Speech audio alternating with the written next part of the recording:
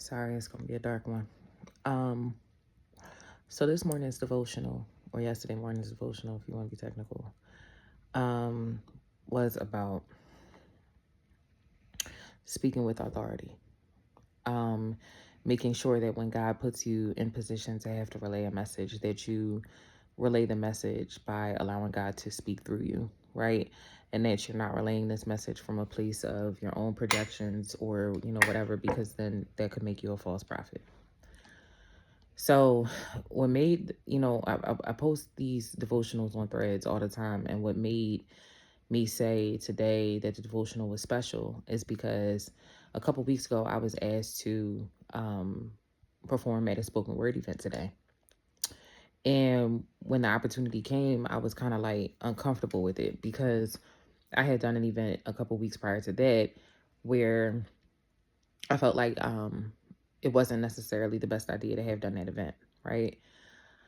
Um, so I kind of battle back and forth with this one because I'm new to all of this and just trying to figure things out or whatever. But I went ahead and agreed to it. Actually, I was told I was doing it.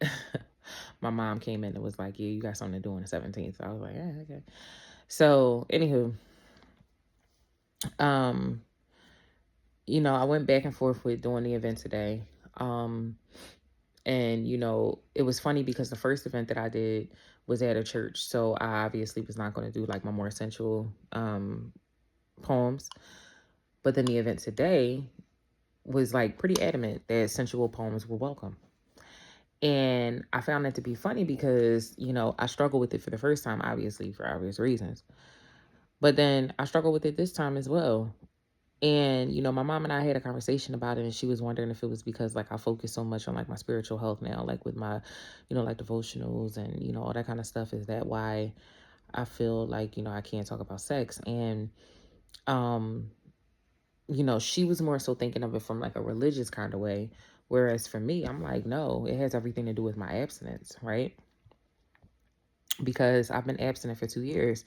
So sexual energy gets put into other avenues, so it's like, when that sensual energy or that sexual energy comes into play, I kind of devote it elsewhere. And it's hard for me to like really kind of like focus on sexual, my more sensual sexual poems now. So we had like an even further conversation with that.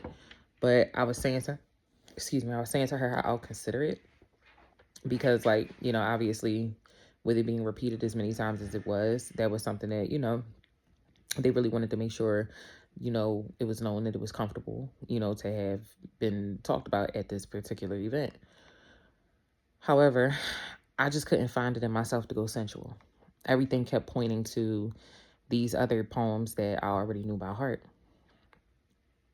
And the more I would like try to rehearse them, because that was also an issue, but the more I would like try to rehearse them, the more it made sense for me to do these three poems together.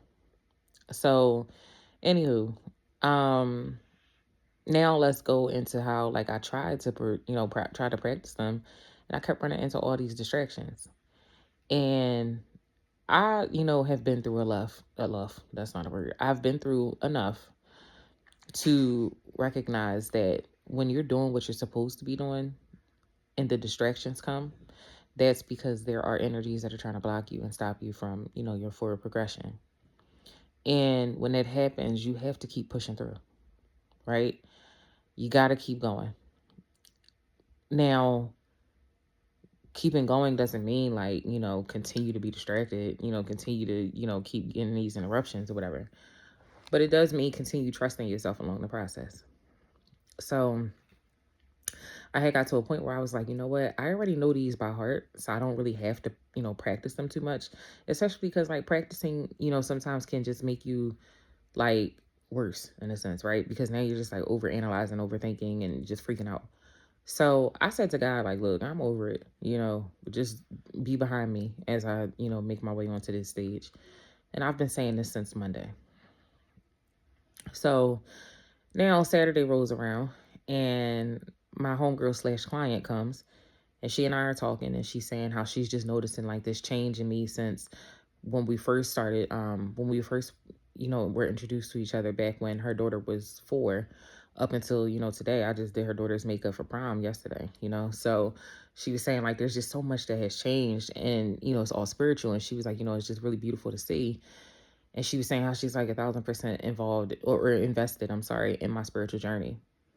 When she said it, something told me that's going to have something to do with the devotional tomorrow watch. And I didn't say it at that moment, but later that night I texted her and let her know that.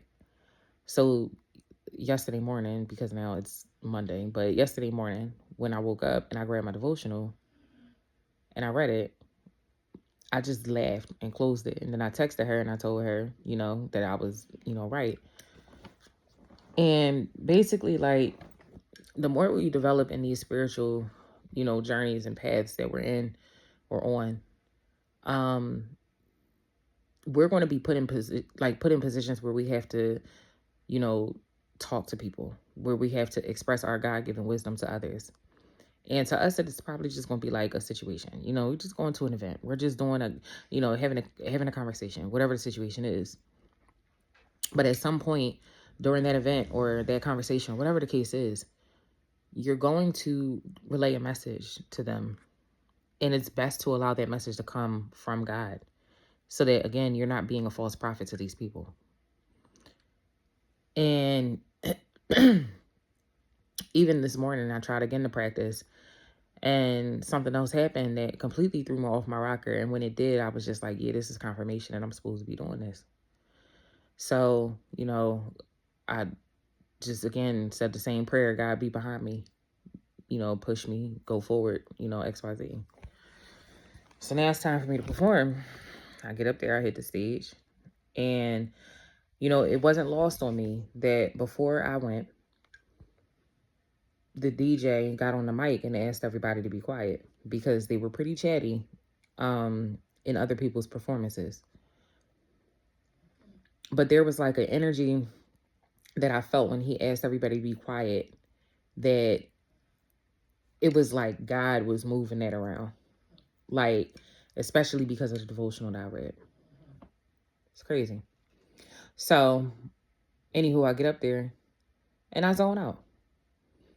Every time I try to practice the poems before, I kept stuttering, forget my words, all that. Nope. Got up there, them words flew out of my mouth like it was nothing.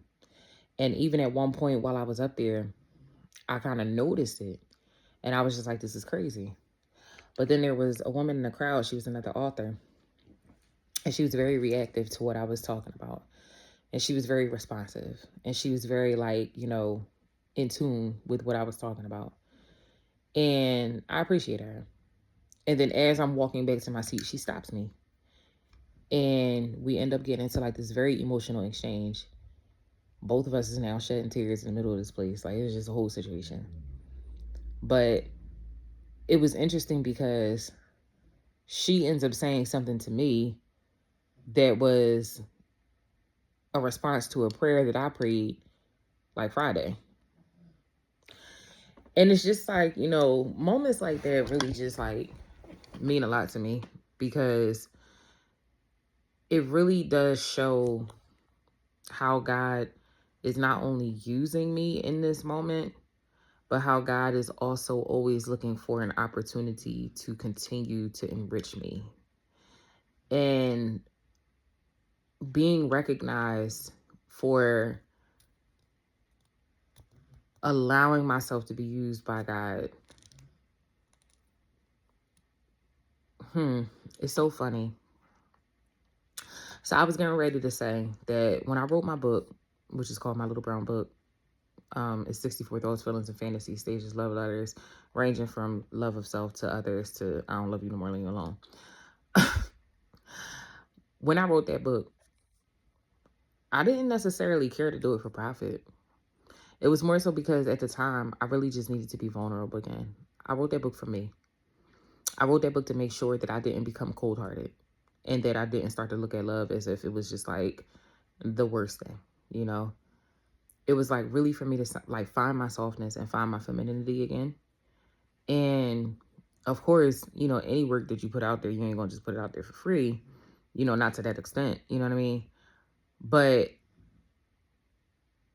I really could care less about the profit behind it.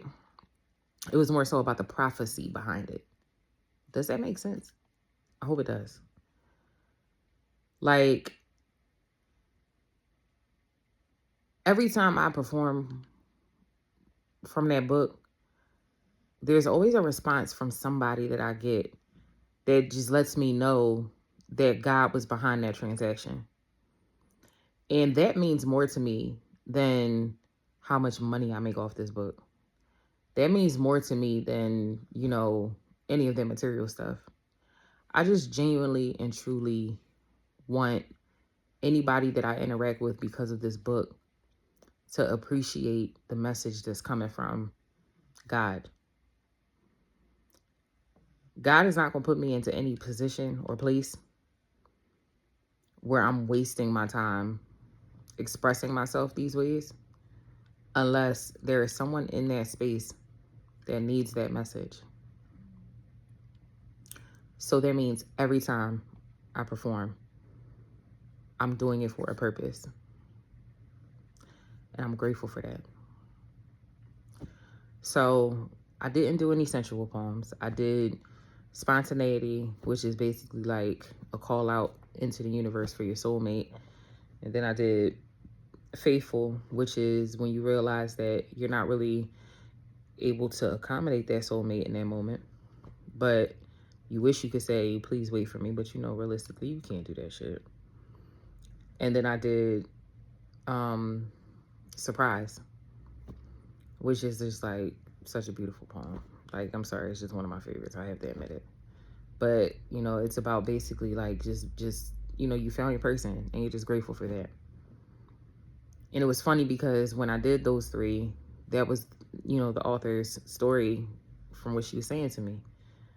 And the way it touched her was just like so beautiful because by us getting into so many conversations about it, it welcomed other people to also express how they felt about it as well. And I think today I got like the most just like love ever. And I appreciated that because, again, my whole purpose in writing this book is to fall back in love with love again, or to redefine my in love with love, my being in love with love.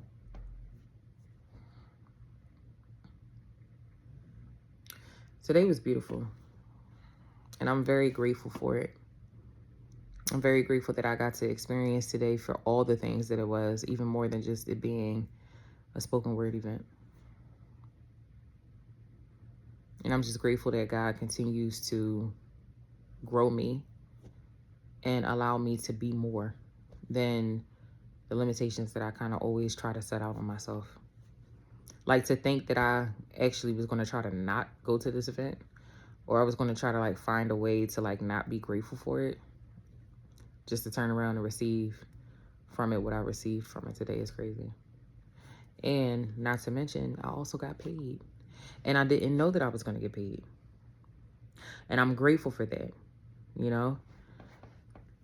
because like realistically in the real world, ain't nothing free, and people show gratitude by paying you. And I appreciate that. I appreciate the money that I got off of that. But even if I didn't get paid, like, the payment was my profit, was being a prophet. Helping that woman relive her relationship, her marriage that she loves and covets so much. And helping other people in there just like understand things from a different perspective. Like, yeah, no, society is never going to allow you to ask somebody to wait for you. But, sometimes the truth is the truth. Like, I want to ask you to wait. And it's okay to feel that way. But the other person has the option to say, absolutely not, I got other stuff to do. And you got to respect it because, yeah, go on, be great. And then, even in my other poem, I mentioned, how, you go through the honeymoon phase and how everything just feels like rainbows and butterflies. And then, you realize reality is that sometimes it just ain't that. It brings you back to earth, away from the fantasy of rainbows and butterflies to realizing real lies, forcing you to see your worth, to build the conscience to let go. So you go through lessons and grow through testing, survive trial and error, then look in the mirror and say, self, heal. So that when he comes, you'll be able to recognize the real. It'll be in a way that he just feels. The only DP and quarter is nothing more that you can ask for. I'll stop there. But, and then the cutesiness of, you know, calling out your soulmate, but thinking, all right, I called him, but I ain't gonna take, you know, I ain't gonna get him immediately. And then God's like, why not? It's just cute, you know? Or so I thought. But it touched a lot of people in there in ways that I didn't think it would have. I'm grateful. Today was a beautiful day. Yesterday was a beautiful day because it's Monday.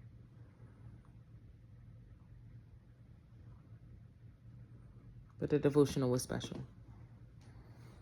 because it was just a reminder that, you know,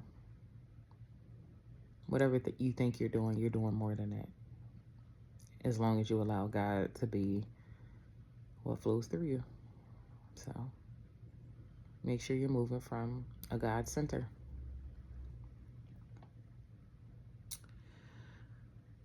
Good night.